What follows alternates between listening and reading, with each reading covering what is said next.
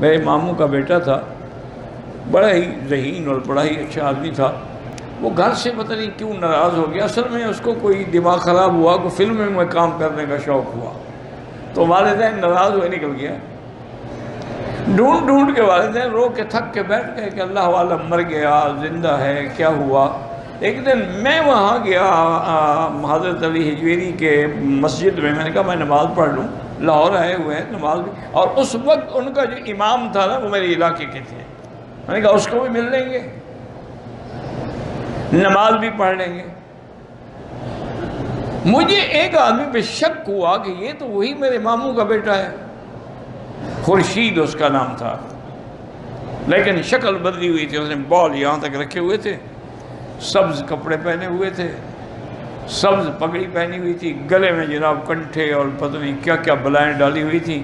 ایسا اس نے بھی شاید مجھے دیکھا، وہ گم ہو گیا. مجھے بھی شک پڑ گیا. بہرحال میں نے اس کو ڈھونڈ لیا، بڑا لمبا واقعہ، کیسے ڈھونڈا، مل گیا. میں نے کہا یار یہ کیا کر. انہوں نے کہا مکی صاحب اس سے اچھا کام دنیا میں کوئی نہیں. میں نے کہا وہ کیسے. کہتے حضرت کچھ نہ کرنا پڑتا ہے، نہ کھانا نہ محنت کرنی پڑتی ہے، نہ نماز ہے، نہ روزہ ہے، چرس ملتی ہے، بھنگ ملتی ہے، گانجا ملتا ہے، عورتیں ملتی ہیں، ہر چیز مل رہی ہے مفت میں، مزے کر رہے ہیں. کیا اس سے اچھا کام اور کون سا ہے. میں کہا کوئی شرم کرو، تم سعودی عرب کے پڑے ہوئے ہو، واحد آدمی ہو، تمہارا باپ اہل توحید سے ہے. اور نے کہا بہرحال یہ ہے کہ میں تو یہاں آیا تھا کسی اور مقصد کے لیے، لیکن جب میں نے ان کو مدد کرنے دیکھا تو میں بھی ان کے ساتھ خلیفہ بن کے بیٹھ گیا. اب میں ان کے بڑے خلفاء میں ہوں. میں نے کہا کچھ شرم کرو، اب میرے ساتھ سیدھا آرام سے چلو، ورنہ میں ابھی پولیس کو بلاؤں گا کہ یہ میری چوری کر کے بھاگا ہے، اس کو پکڑو. تمہارے اس علاقے کا تھندار جو ہے نا سچو، اس کو میں جانتا ہوں، اس کو میں ابھی بندہ بھیج کے بلاؤں. اس وقت ٹیلی فون تو نہیں ہوتے تھے نا.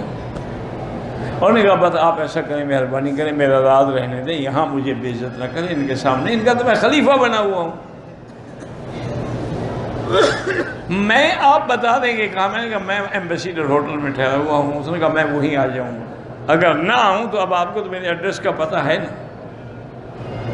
بہرحال وہ دوسرے دن آ گیا. پھر میں اس کو پکڑ کے لے آیا، والدین کے بال شال کٹوائے، پھر انسانوں کے حلیے میں آ گیا، پھر بندہ بن گیا. پھر میں اس کو عمرے پہ بھی لے آیا الحمدللہ. میرے ساتھ پڑھتا تھا، بہت بڑا ذہین آدمی تھا. بس اللہ معاف کرے، جب خدا ناراض ہو تو پھر ایسے کام ہوتے ہیں.